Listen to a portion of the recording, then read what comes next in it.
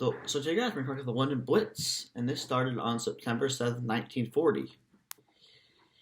And it was when around 350 bombers attacked the city of London and caused a bunch of damage.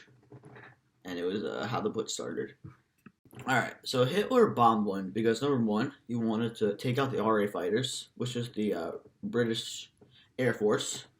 So he wanted to lower their numbers, and he also wanted to get rid of British morale. But it actually didn't work and made them get up and just hate the Germans even more than they did before.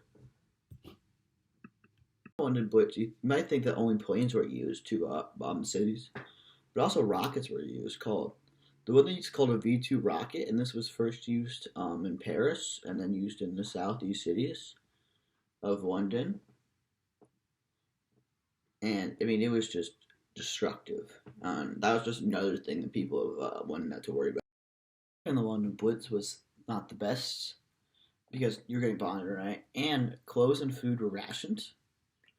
And you had to stay in something called an Anderson shelter every night if you had a yard, named after Sir John Anderson, who was like the head of air raid precautions. And if you didn't have a yard where you could put a shelter, you would have to sleep in the subways. And then life for kids also was not the best because they got shipped away to the countryside for their safety, and they had to live with strangers out there who adopted them.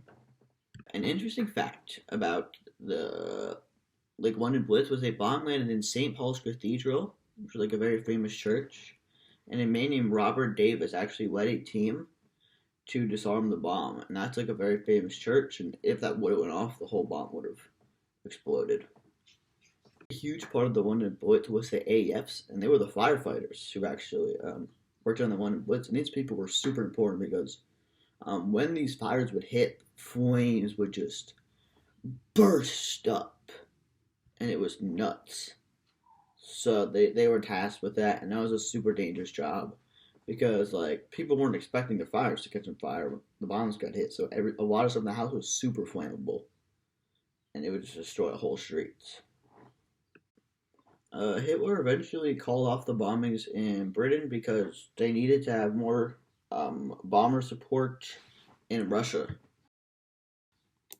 The destruction that was caused by these bombs it killed 300,000 people and 7,000 million buildings were just completely wiped out, and 1.7 million more were damaged. That's just crazy.